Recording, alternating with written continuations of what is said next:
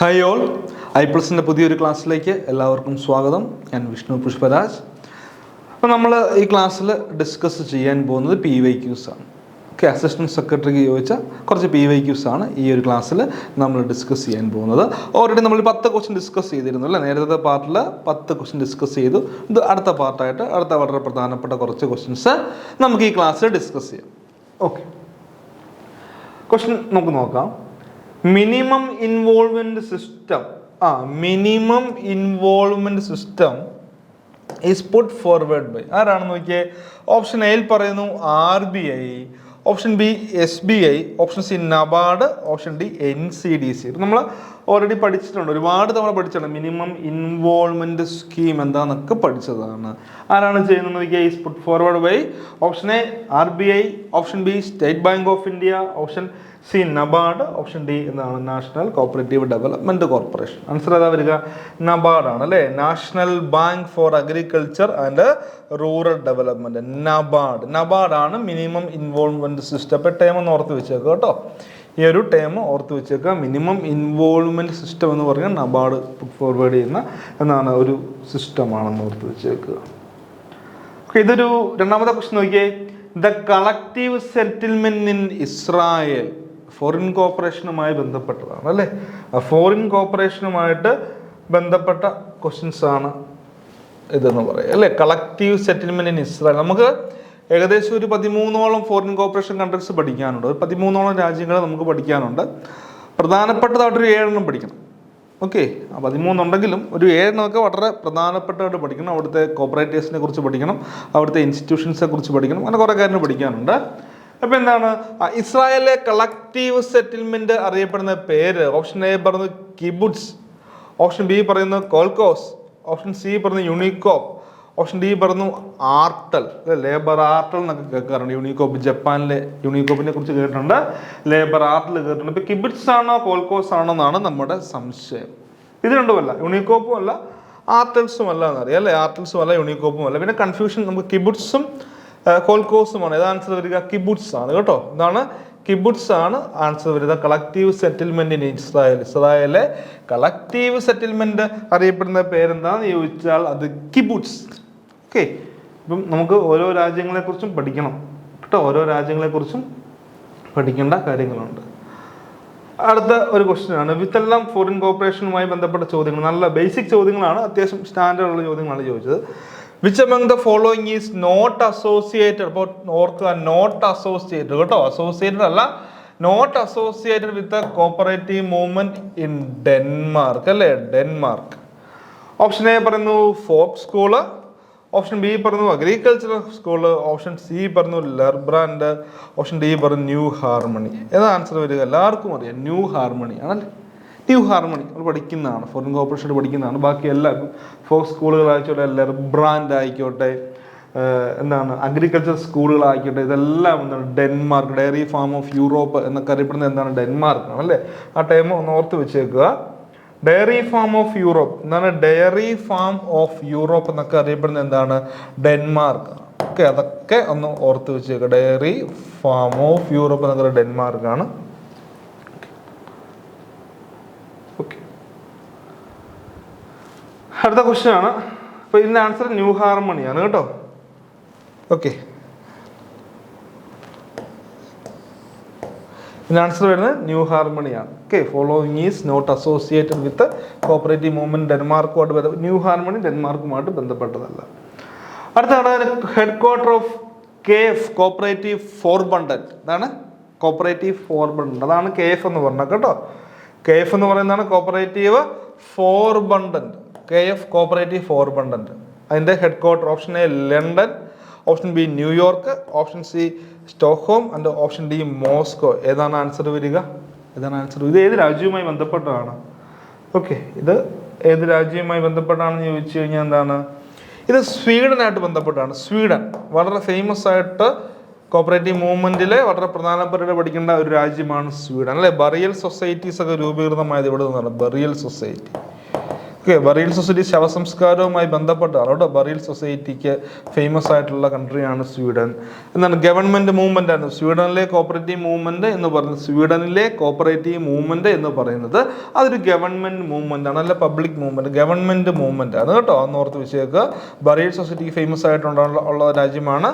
പിന്നെ government movement ആയിരുന്നു. പിന്നെ എൽഡിൻ അല്ലേ, father of cooperative movement in Sweden എന്ന് വെച്ചാൽ എൽഡിൻ ആണെന്ന് ഓർത്ത് വെച്ചുക. എൽഡിൻ. പിന്നെ എന്താണ് ombudsman, birth place of ombudsman, birth place of ombudsman എന്നറിയപ്പെടുന്നത് സ്വീഡനാണ്. ബർത്ത് പ്ലേസ് ഓഫ് ഓംബുഡ്സ്മാൻ എന്നറിയപ്പെടുന്നത് സ്വീഡനാണ്. പിന്നെ സ്വീഡനുമായിട്ട് ബന്ധപ്പെട്ട കാര്യം എന്താണ്? Without boundaries fund. ഈ രാജ്യങ്ങളൊക്കെ ഈ ടേമൊക്കെ സ്വീഡനുമായിട്ട് ബന്ധപ്പെട്ട ടേമാണ്. Without boundaries fund, without boundaries fund. പിന്നെ 7 ബുക്ക് ഓർത്ത് വെക്കണം കേട്ടോ. 7 ബുക്ക് ഇതൊക്കെ സ്വീഡനുമായിട്ട് ബന്ധപ്പെട്ടതാണ്. പിന്നെ ദ കോപ്പറേഷൻ എന്ന് പറയുന്ന ബുക്ക് ആരുടെയാണ്? KF-ന്റെ ആണ് കേട്ടോ. The corporation. നമ്മൾ നേരത്തെ കോപ്പറേറ്റർ പഠിച്ചു, അത് വില്യം കിങ് ആണ്. ദ കോപ്പറേറ്റർ NCUവിൻ്റെ ബുക്കാണ്. പിന്നെ അടുത്ത് എന്താണ്? The corporation. ദ കോപ്പറേഷൻ എന്ന ആരുടെയാണ്? അത് KF സ്വീഡൻ്റെ ആണെന്ന് ഓർത്ത് വെച്ചേക്കുക. അപ്പോൾ വളരെ ഫേമസ് ആയിട്ടുള്ള കാര്യങ്ങളാണ് നമ്മൾ പഠിച്ചു പോയത്. അപ്പോൾ ഓർത്ത് വെക്കുക. അപ്പോൾ KF കോപ്പറേറ്റീവ് ഫോർബണ്ട് അല്ലേ. അപ്പോൾ അതിൻ്റെ ഹെഡ് ക്വാർട്ടർ എവിടെയാണെന്ന് ചോദിച്ചാൽ അത് സ്റ്റോക്ക്ഹോം ആണ്. എവിടെയാണ് ഹെഡ് ക്വാർട്ടർ?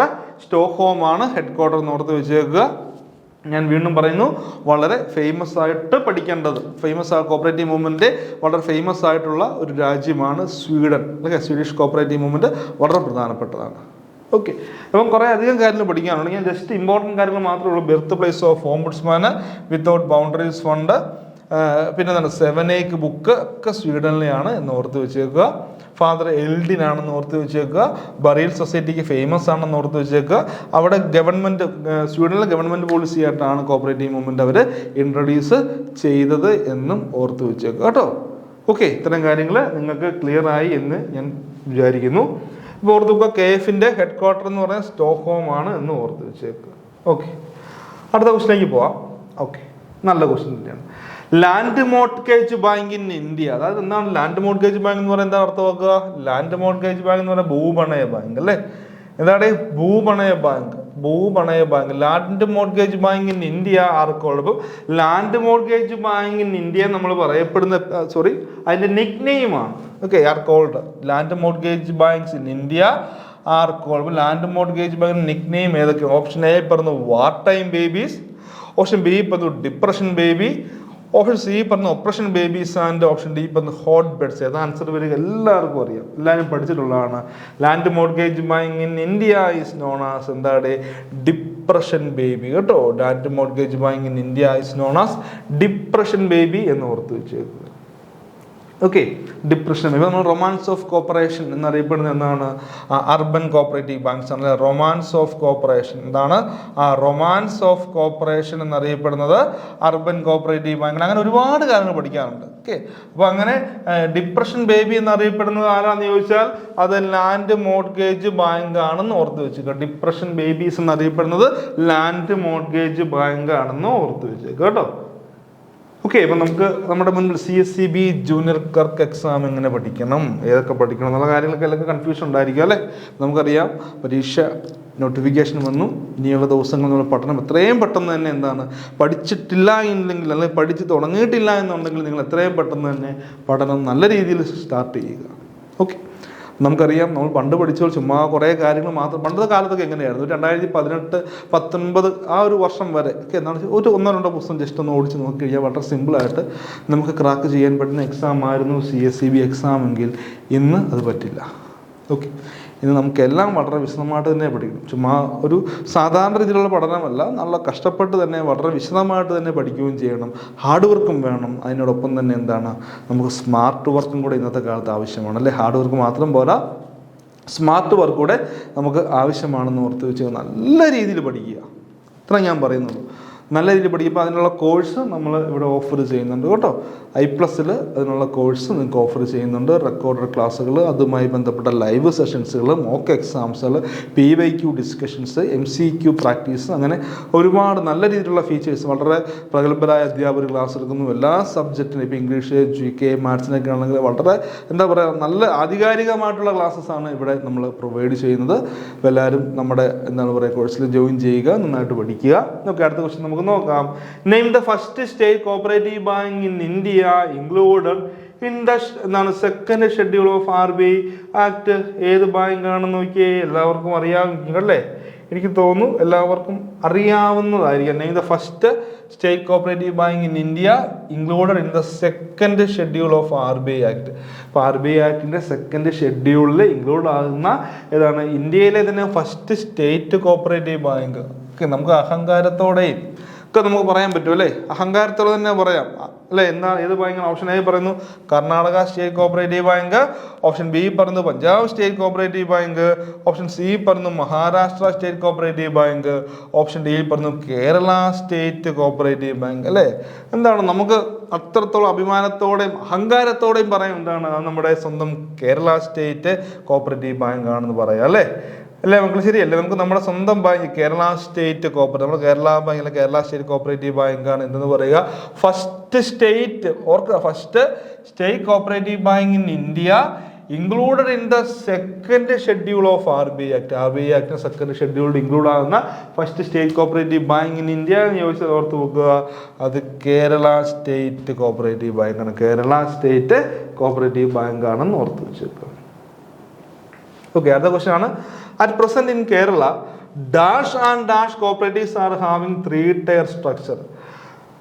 ഓക്കെ, ഇതിലിപ്പോൾ 3-tier സ്ട്രക്ചറിൽ വരുന്ന ഏതൊക്കെയാണെന്ന് നോക്കാം. ഓപ്ഷൻ A പറയുന്നതാണ് കൺസ്യൂമർ ആൻഡ് മിൽക്ക് അല്ലേ, കൺസ്യൂമർ ആൻഡ് ഡയറി എന്നുണ്ട്, consumer and dairy, credit and consumer, house and marketing, പിന്നെ ലേബർ കോൺട്രാക്ട് ആൻഡ് അർബൻ. ഇതിലേതാണ് നിലവിൽ ഇപ്പോൾ 3-tier സ്ട്രക്ചറിൽ വർക്ക് ചെയ്യുക? ഓപ്ഷൻ ഏതാണ്? കൺസ്യൂമർ ആൻഡ് മിൽക്ക് ആണ് അല്ലേ, കൺസ്യൂമർ ആൻഡ് ഡയറീസ് ആണെന്ന് ഓർത്തു. ഇവ രണ്ടും എന്തിനാണ്? കൺസ്യൂമറിൻ്റെ ആണെങ്കിലും ഡയറീൻ്റെ ആണെങ്കിലും എന്താണ്, അവർ 3-tier സ്ട്രക്ചറിലാണ്. 3-tier structure. അപ്പോൾ 3-tier സ്ട്രക്ചർ എന്ന് പറഞ്ഞാൽ എന്താണ്?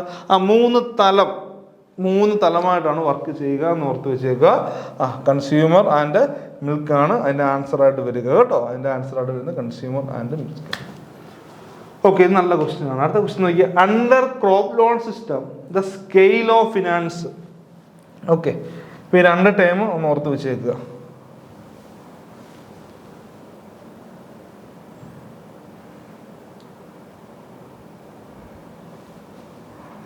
Under crop loan system. Crop loan സിസ്റ്റത്തിൽ എന്താണ്?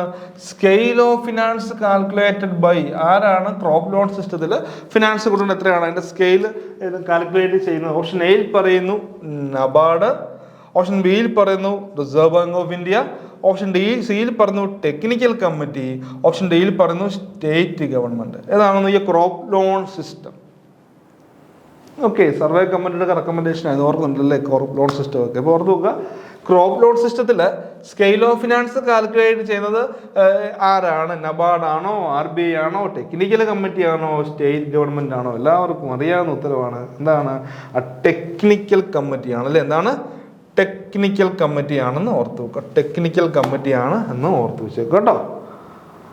ഓക്കെ, നല്ല ക്വസ്റ്റ്യൻ, നല്ലൊരു ക്വസ്റ്റ്യൻ ആണ്. ഇതും ഒരുപാട് തവണ പ്രീവിയസ് ആയിട്ട് വന്ന അടുത്ത ക്വസ്റ്റ്യൻ ആണ്. ഇത് പഠിക്കണം കേട്ടോ. കേസ് കാർഡ് സെറ്റ് അപ്പാർട്ട് അല്ലേ, case card set apart debenture redemption fund. Case card bank debenture redemption fund set ചെയ്യുന്നത് എവിടെ നിന്നാണെന്നാണ് ചോദ്യം. ഓപ്ഷൻ A പറയുന്നത് നെറ്റ് പ്രോഫിറ്റ് അല്ലേ, നെറ്റ് പ്രോഫിറ്റ്. ഓപ്ഷൻ B പറയുന്നത് ഗ്രോസ് പ്രോഫിറ്റ്, ഓപ്ഷൻ C പറയുന്നത് ഇൻട്രസ്റ്റ് റിസീവ്ഡ്, ഓപ്ഷൻ D പറയുന്നത് loan collection. നമ്മൾ ഒരുപാട് തവണ നമ്മുടെ ക്ലാസ്സിൽ പറഞ്ഞിട്ടുള്ള ഒരു കാര്യമാണ് ഈ ഡിബഞ്ചർ റിഡംഷൻ ഫണ്ട് എന്ന് പറയുക. കാരണം ഈ കേസ് കാർഡ് ബാങ്ക് അല്ലെ, ഈ കേസ് കാർഡ് ബാങ്ക് ഫണ്ട് കണ്ടെത്തുന്നത് പ്രധാനമായിട്ടും എങ്ങനെയാണ്? KS കാർഡ് ബാങ്ക് ഫണ്ട് കണ്ടെത്തുന്ന പ്രധാനപ്പെട്ട എങ്ങനെയാണ് മക്കളെ? ഇഷ്യൂ ഓഫ് ഡിബഞ്ചേഴ്സിലൂടെയാണ് അല്ലെ? ഇഷ്യൂ ഓഫ് ഡിബഞ്ചർ ഇഷ്യൂ ചെയ്തുകൊണ്ടാണ് KS കാർഡ് ബാങ്ക് എന്ത് കണ്ടെത്തുന്നത്? പ്രധാനപ്പെട്ടതായിട്ട് അവർ ഫണ്ട് കണ്ടെത്തുന്നത്. എങ്ങനെയാണ്? ഇഷ്യൂ ഓഫ് ഡിബഞ്ചർ ഇഷ്യൂ ചെയ്തുകൊണ്ടാണ് അവർ പ്രധാനപ്പെട്ട ഫണ്ട് കണ്ടെത്തുക. അപ്പോൾ ഇത് റെഡീം ചെയ്യണ്ടേ? തിരിച്ചു കൊടുക്കണ്ടേ? എൻ്റെ കാലാവധി കഴിയുമ്പോൾ ഈ ഫണ്ട് തിരിച്ചു കൊടുക്കണ്ടേ? അപ്പം നമ്മൾ അതിന് ഫണ്ട് ക്രിയേറ്റ് ചെയ്യും. ഡിബഞ്ചർ റിഡംഷൻ ഫണ്ട് അല്ലെങ്കിൽ സിങ്കിങ് ഫണ്ട് എന്നൊക്കെ പറയും അല്ലേ? ഡിബഞ്ചർ ഇഷ്യൂ ചെയ്തു, കാലാവധി കഴിയുമ്പോൾ ആ പണം തിരിച്ചു കൊടുക്കണം. ഓക്കെ, അപ്പോൾ അങ്ങനെ ഡിബഞ്ചർ റെഡീം ചെയ്യാൻ വേണ്ടി നമ്മൾ സെറ്റ് ചെയ്യുന്ന ഫണ്ടിനെയാണ് debenture redemption fund, sinking fund എന്നും പറയും കേട്ടോ. അതൊരു ഓർത്ത് വെച്ചേക്കും. ഇതാണ് സിങ്കിങ് ഫണ്ട് എന്നൊക്കെ പറയും ഇതിനെ കേട്ടോ.